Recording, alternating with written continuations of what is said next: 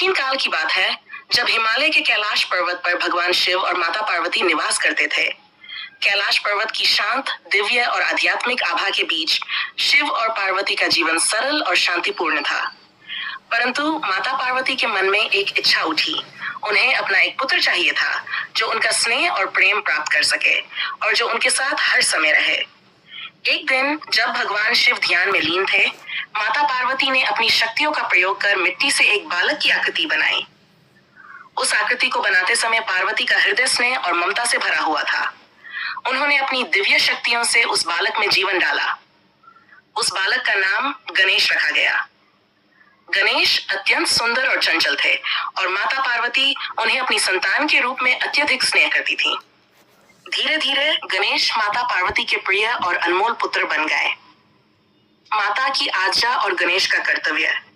एक दिन माता पार्वती स्नान करने जा रही थीं। स्नान से पहले उन्होंने गणेश से कहा, गणेश, मैं स्नान करने जा रही हूँ। जब तक मैं वापस ना आऊं तुम इस द्वार की रक्षा करना और किसी को भी अंदर न आने देना। गणेश जी, जो अपनी माता की आज्ञा को सर्वोपरि मानते थे, दरवाजे के सामने खड़े हो गए।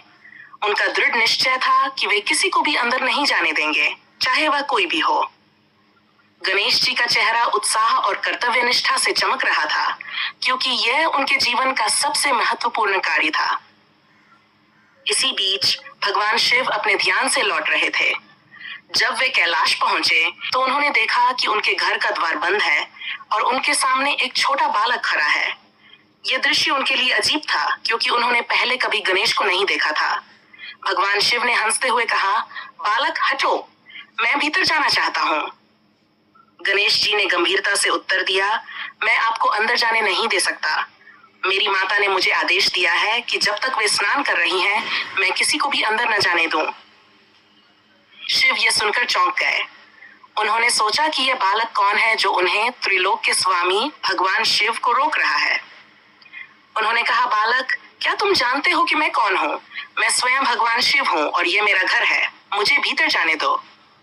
लेकिन गणेश जी अपनी माता की आज्ञा का पालन करते हुए बोले, मुझे इस बात की परवाह नहीं कि आप कौन हैं। जब तक माता पार्वती मुझे अनुमति नहीं देती, मैं आपको अंदर नहीं जाने दूंगा। गणेश जी की कर्तव्यनिष्ठा और भगवान शिव का क्रोध।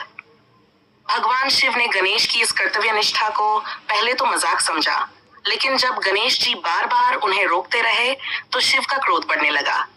उन्हें इस बात का आभास नहीं था कि यह बालक उनका ही पुत्र है। उन्होंने आवेश में आकर कहा, तुम्हारी यह हिम्मत कैसे हुई कि तुम मुझे रोक रहे हो? मैं तुम्हारा पिता हूँ। लेकिन गणेश जी बिना डरे अपनी बात पर अडिग रहे और बोले, मुझे आपकी परवाह नहीं कि आप कौन हैं। मेरी माता ने मुझे जो आदेश दिया है, मैं उसी का पालन करूंगा। शिव के क्रोध की सीमा नहीं रही। उन्होंने अपने त्रिशूल से गणेश जी का सिर काट दिया। जैसे ही गणेश जी का सिर धरती पर गिरा, उनके शरीर से जीवन समाप्त हो गया। माता पार्वती का दुख और प्रकृति का हाहाकार।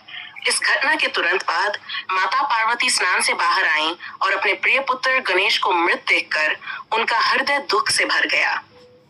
उनका विलाप इतना तीव्र था कि धरती और स्वर्ग दोनों हिल गए। देवी पार्वती की पीड़ा इतनी प्रचंड थी कि प्रकृति भी इस दर्द को महसूस कर रही थी।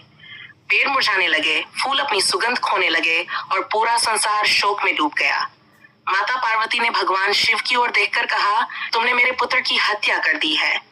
तुम्हें इसका परिणाम भुगतना होगा। यदि तुमने मेरे गणेश को वापस नहीं लौटाया तो मैं संपूर्ण सृष्टि को नष्ट कर दूंगी। शिव का पश्चाताप और देवताओं से मदद की गुहार। भगवान शिव को अपनी गलती का एहसास हुआ। उन्हें यह समझ में आया कि उन्होंने अपने ही पुत्र का सिर काट दिया है। वे अत्यंत दुखी हो गए और माता पार्वती को शांत करने के लिए उन्होंने तुरंत गणेश को फिर से जीवित करने की प्रतिज्ञा ली। शिव ने ब्रह्मा, विष्णु और अन्य देवताओं से मदद मांगी।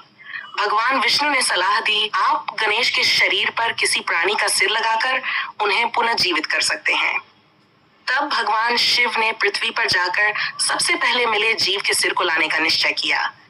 उनके सामने सबसे पहले एक हाथी आया और शिव ने उसका सिर काटकर गणेश के शरीर पर लगा दिया।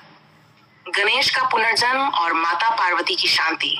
जैसे ही भगवान शिव ने हाथी का सिर गणेश के शरीर पर लगाया, गणेश फिर से जीवित हो उठे। माता पार्वती का हृदय थोड़ा शांत हुआ, लेकिन उनका दुख अब भी कम नहीं हुआ। उन्होंने भगवान शिव से कहा, मेरे पुत्र को केवल जीवन नहीं चाहिए, बल्कि उसे ऐसा आशीर्वाद चाहिए जो संसार उसे सदैव सम्मान और पूजन के योग्य माने। गणेश को प्रथम पूज्य का आशीर्वाद। माता पार्वती की इस भावना को समझते हुए भगवान शिव ने गणेश को विघ्नहर्ता का आशीर्वाद दिया, जो सभी बाधाओं को दूर करता है। शिव ने घोषणा की, गणेश तुम सबसे पहले पूजे जाओगे। किसी भी शुभ कार्य को करने से पहले तुम्हारी पूजा की जाएगी, ताकि वह कार्य बिना किसी विघ्न के संपन्न हो सके।